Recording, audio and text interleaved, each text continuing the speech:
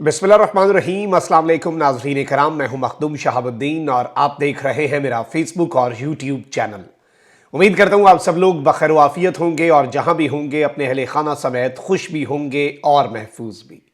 नाज़रीन कराम, एक जानिब तो इमरान खान को माइनस करने का हर हरबा अपनाया जा रहा है और तमाम तर इक़दामात जो इमरान खान को माइनस करने के लिए किए जा रहे थे उन सब की स्पीड भी बढ़ा दी गई है।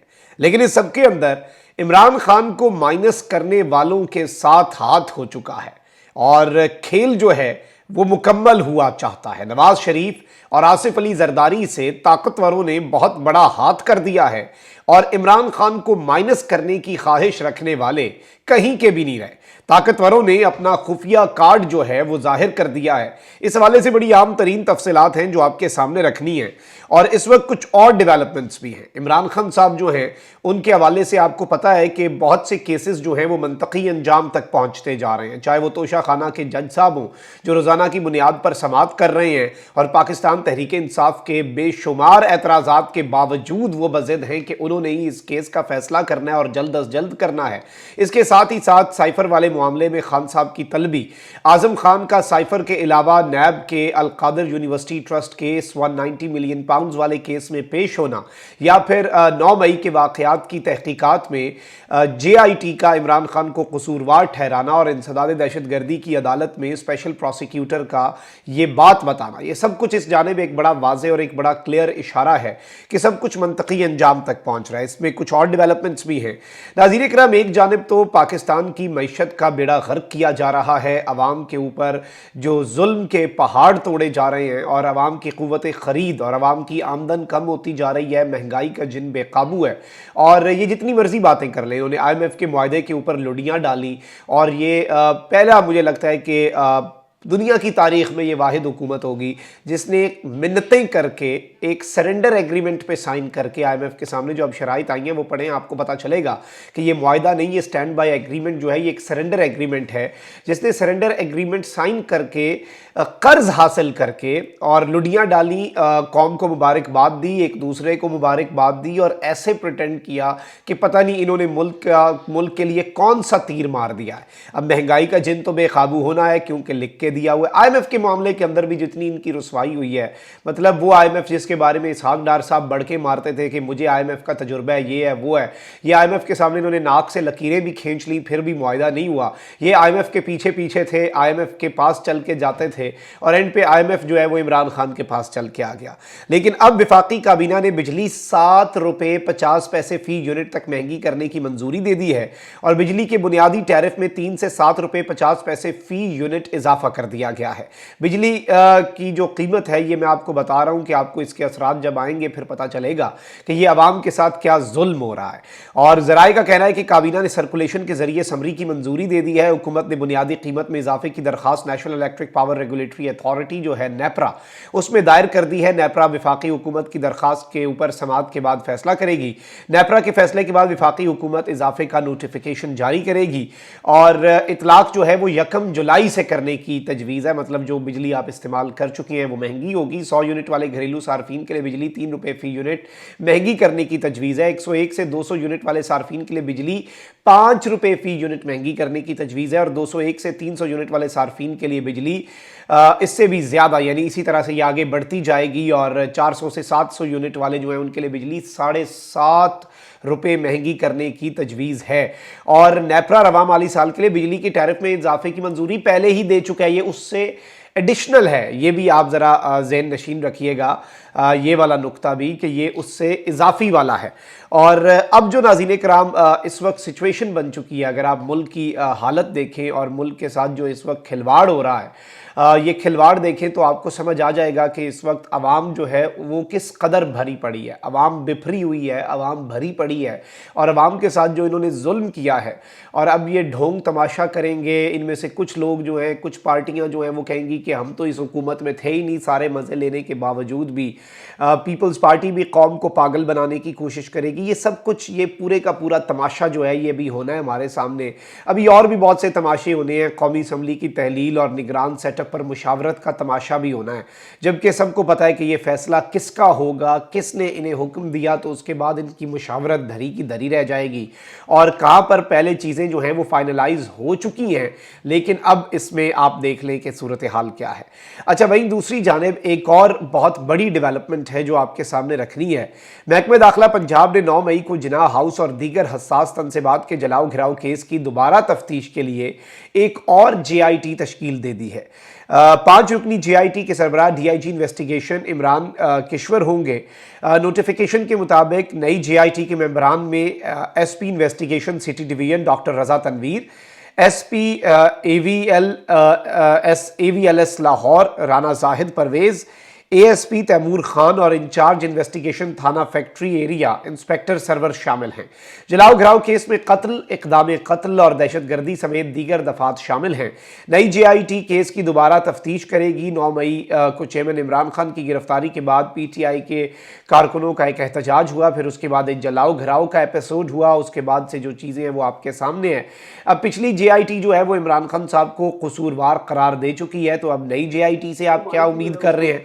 नई JIT से क्या ये एक्सपेक्ट किया जा रहा है कि वो एक स्टेप फर्दर जाएगी या एक कदम आगे बढ़ के ये मामलात करेगी? ये भी एक सवाल है जो अपनी जगह पर मौजूद है। अब नाज़रीन कराम, हामिद मीर साहब हैं, ज़ाहिर बात है कि हुकूमत के भी करीब हैं और ताकतवरों के भी करीब ही होते हैं, ऑल्दो वो ताकतवरों के ख़िलाफ़ एक उनका परसेप्शन है कि वो ताकतवरों के साथ उनका हमेशा से फड्डा रहा है, लेकिन पिछले कुछ अरसे से नहीं रहा। नाज़रीन कराम, उन्होंने एक आर्टिकल लिखा है, झूठ बोले कौवा काटे, और मैं आपको ये पढ़ के सुनाऊंगा इसके कुछ मदरजात, क्योंकि ये हाथ हो चुका है जरदारी साहब और नवाज शरीफ साहब के साथ। वो एस्टैब्लिशमेंट और इमरान खान की लड़ाई क्यों चाहते थे? वो एस्टैब्लिशमेंट और इमरान खान की लड़ाई सिर्फ इसलिए चाहते थे कि अगर ये लड़ पड़े तो फिर ऑप्शन तो हम ही बचेंगे, एस्टैब्लिशमेंट फिर किसे अडॉप्ट करेगी, पीछे तो हम नहीं बचना है।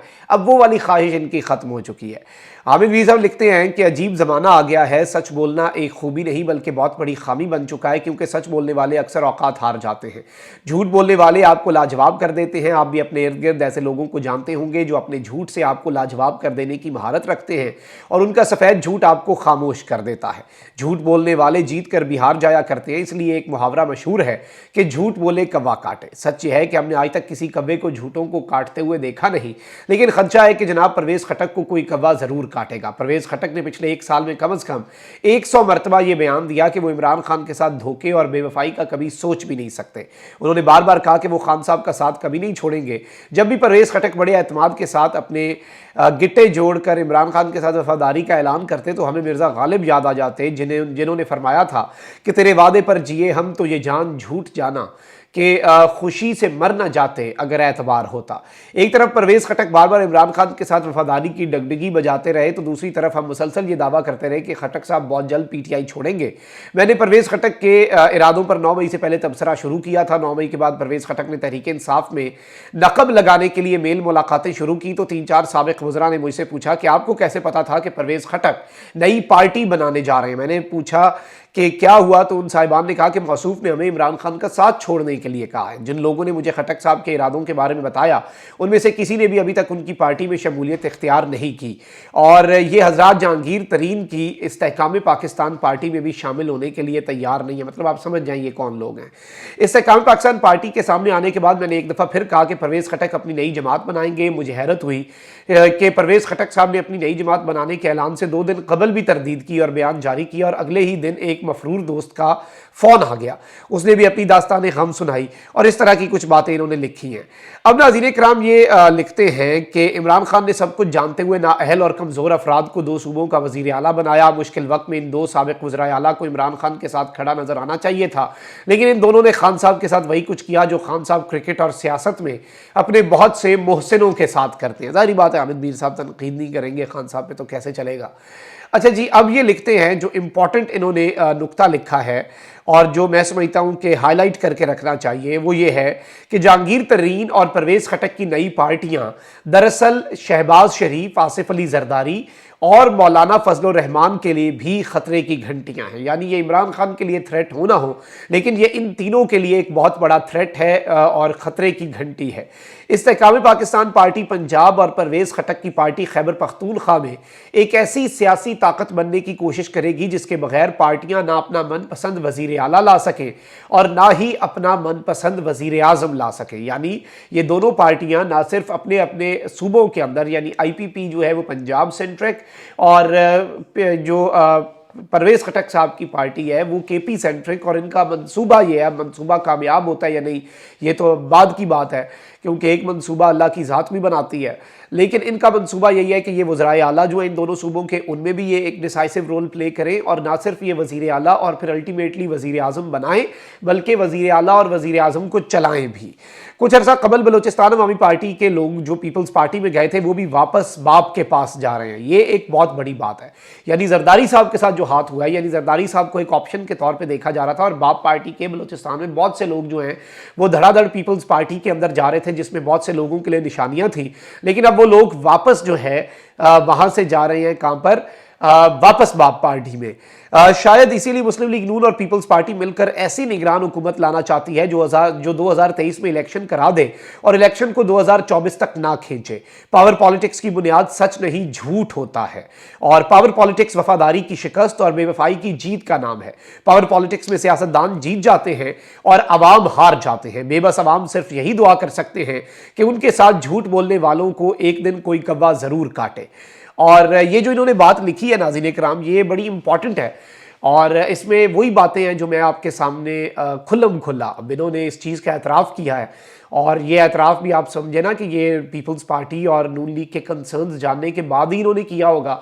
ये खबर हम अपने व्यूअर्स के सामने पिछले 3-4 हफ्ते से रख रहे हैं। इवन जब IPP बनी तो मैंने आपको बताया कि एक सेंट्रिक पार्टी बनेगी खैबर पख्तूनख्वा के ऊपर, जिसकी तवज्जो होगी उसके ऊपर उसकी सारी तवज्जो मरकूज़ होगी। और अब ये जो हाथ है ये इमरान खान के साथ नहीं है। इमरान खान खुद तो चले आपने माने, ये एक बहुत बड़ा और ट्रस्ट डेफिसिट बढ़ चुका है।